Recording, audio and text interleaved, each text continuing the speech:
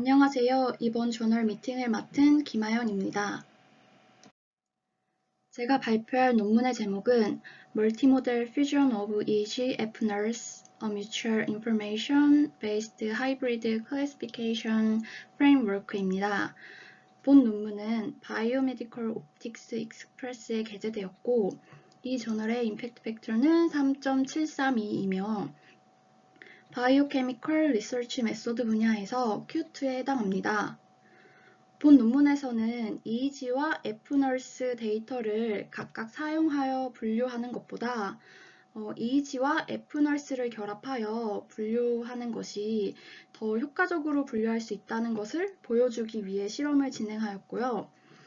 EEG와 F-Nurse를 결합한 하이브리드 모델리티를 사용하여 건강한 사람과 루게릭 환자를 분류하여 실제로도 EEG와 F-Nurse 각각의 싱글 모델리티보다 하이브리드 모델리티의 분류 성능이 더 좋은지를 확인하는 논문이었습니다. 본 실험은 18명의 피험자가 참여하였고 건강한 사람 9명과 그 다음에 이제 ALS라는 루게릭 병을 갖고 있는 환자 9명으로 구성이 되었습니다. 실험은 2세션에 걸쳐서 진행이 되었고 한 세션당 14번의 트라이얼을 실행하였습니다. 그래서 총 28번의 트라이얼이 실현이 되었고요. 패러다임 같은 경우는 기존에 했던 방식인 비주얼 오더블 패러다임에 기반해서 비주오 멘탈 패러다임이라는 거를 실행을 하였는데요. 이 비주오 멘탈 패러다임에 대해서 어떤 설명이 자세하게 나와 있지 않아서 제가 이해한 내용을 바탕으로 간략하게 설명을 드리자면 이 패러다임은 총 이렇게 6개의 행과 6개의 열을 한 번에 하나씩 이제 300ms 동안에 강한 강도로 제시를 하였고요. 이 6초 동안에는 그림 여기 S1에 있는 것처럼 사전에 미리 정의된 방법으로 연산을 하도록 지시한 것으로 보여집니다. 본 논문에서는 총 2가지의 데이터를 측정을 하였는데요. 하나는 EEG 데이터이고 다른 하나는 F-Nurse 데이터입니다. 먼저 EEG 데이터에 대해서 설명을 드리면 피겨 1에서 제시된 이 노란색 부분이 바로 EEG 채널의 위치를 나타내고 있고 총 16개의 채널을 사용해서 EEG 데이터를 수집을 하였습니다. 그리고 이 수집된 데이터는 0.3에서 35Hz의 밴드패스 필터링을 적용을 하였고요. 이 EEG 데이터에서 추출한 피처는 총 2가지 타입으로 델타, 세타, 알파, 베타 밴드에서 총 64개의 스펙트럴 피처를 추출을 하였고 그 다음에 0에서 800ms를 세그멘트 해서 이 구간에서 발생하는 P200, P300, P600, N200, N400을 피처로 추출하여 총 80개 템포럴 피처를 추출하였습니다.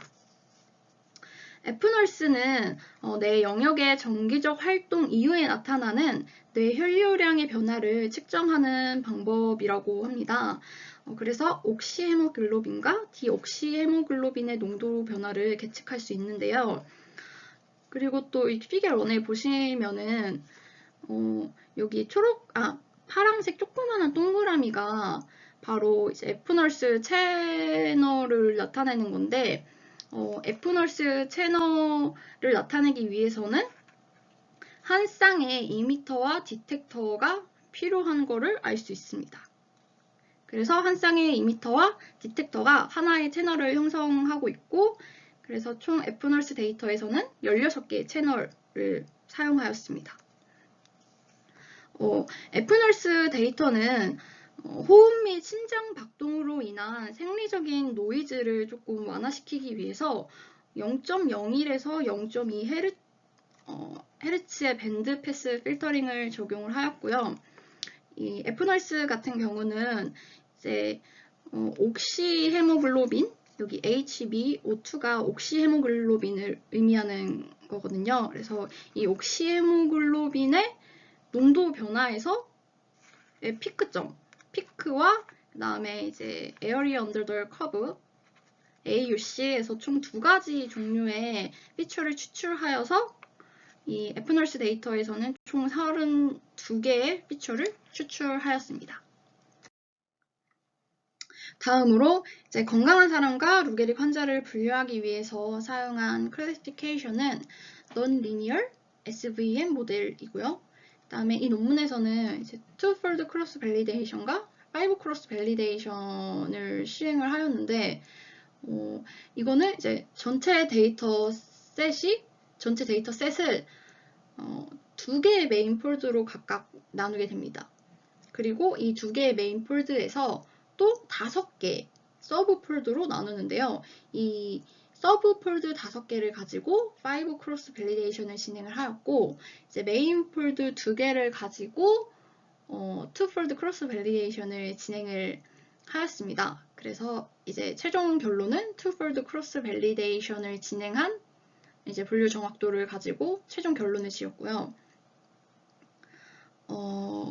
그것들을 다 시행한 결과 중 하나가 바로 피겨 3에 있는 건데, 이 피겨 3이 나타내는 거는 그래프 이제 X축을 보시면은 이제 피처의 개수인 거죠. 그래서 이 그래프는 피처의 개수별로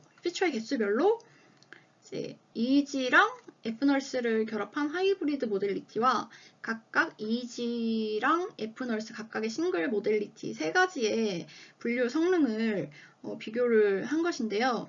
이제 메인 폴드로 나눴던 첫 번째 메인 폴드와 이제 두 번째 메인 폴드에서 각각 5 크로스 밸리데이션을 진행한 분류 정확도입니다. 그래서 이제 첫 번째 폴드에서 보시면은 여기 이 동그란 노란색 점이 의미하는 바가 하이브리드 모델리티에서 24개의 피처를 추출했을 때 87.32%의 이제 정확도가 나타났고, 여기 이 노란색도 이 피처의 개수별로 해가지고 분류 정확도를 나타낸 건데, 이제 피처가 32개, EEG 모델리티에서는 피처가 32개일 때 가장 높은 분류 정확도를 보였고, 그 다음에 F널스 같은 경우는 이제 피처가 26개일 때 가장 높은 분류 정확도를 나타낸 것을 보실 수 있습니다. 그래서 3가지를 비교했을 때도 그래프가 이제 이 한 3개 이후부터는, 그러니까 4개부터죠. 4개부터는 하이브리드 모델리티의 분류 성능이 더 높은 거를 확인할 수 있고, 이건 폴드 2에서도 마찬가지의 결론이 되는 거죠. 그러니까 폴드 2에서는 이제 폴드 2에서도 4개의 피처를 선택한 이후부터는 다 하이브리드 모델리티에서 가장 높은 분류 정확도를 보였고요. 그 다음에 이제 이 가장 높은 분류 정확도가 나타난 이제 피처의 개수 이후에 피처의 개수가 뭐 하나씩 늘어날 때마다 이제 이 가장 높은 분류 정확도보다는 이제 피처의 개수를 아무리 늘려도 더 높아지지 않는다. 분류 정확도가 더 높아지지 않는다는 것도 이 그래프를 통해 확인할 수 있었습니다. 이 화면에 보시는 그래프가 의미하는 바는 이 논문에서 추출한 피처를 마이어라는 분이 제안한 옵티마이제이션 프레임워크를 사용해서 피처를 셀렉한 결과를 비율로 이제 나타낸 겁니다.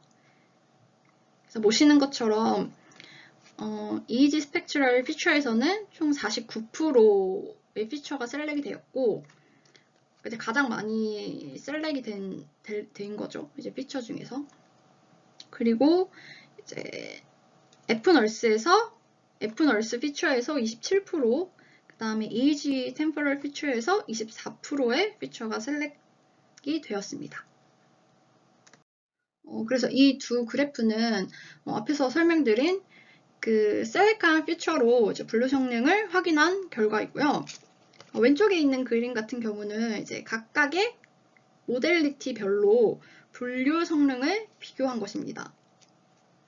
보시면은 이제 EEG랑 F널스를 결합한 하이브리드 모델리티에서 85.38%로 가장 높은 분류 정확도가 나타난 것을 보실 수 있고요. 그 다음에 오른쪽에 있는 그림은 하이브리드 모델리티에서 피처 셀렉션을 한 분류 정확도와 이제 모든 피처를 사용해가지고 나타난 분류 정확도입니다. 그래서 이제 보시면은 확실히 모든 피처를 다 사용한다고 해서 분류 정확도가 높아지는 것은 아니고 피처 셀렉션을 잘 했을 때 훨씬 더 높은 분류 정확도를 얻을 수 있다는 걸 나타내주는 그래프인 것 같습니다. 그래서 이 논문에서의 최종 결론은 EEG랑 F널스를 결합한 하이브리드 모델리티에서 분류 성능이 더 높게 나타났다 라는 것인 것 같고요. 그 다음에 마지막으로 제가 조금 아쉬웠던 부분은 어떤 패러다임을 설명하는 데 있어서 조금 더 자세하게, 좀 더 상세하게 설명을 해줬으면 조금 더 좋았을 것 같다는 생각이 들었고요. 그 다음에 이제 이 EEG와 F널스 싱글 모델리티 2개와 그다음에 EEG랑 F널스를 결합한 하이브리드 모델리티 해서 총 3가지의 모델리티의 분류 성능을 확인한 결과에서 모델리티별로 셀렉한 피처의 개수가 동일하지 않아서 동일하지 않은 조건으로 이제 분류 성능을 비교한 걸로 보이는데 제가 생각했을 때는 피처를 동일하게 할 수는 없으니 피처의 개수라도 동일하게 해가지고 어떤 이제 세 개 다 공통적인 어떤 조건을 만족시킨 상태에서 분류 성능을 비교하는 건 어땠을까 하는 조금 아쉬움이 들었습니다. 그럼 이것으로 발표를 마치겠습니다. 지금까지 들어주셔서 감사합니다.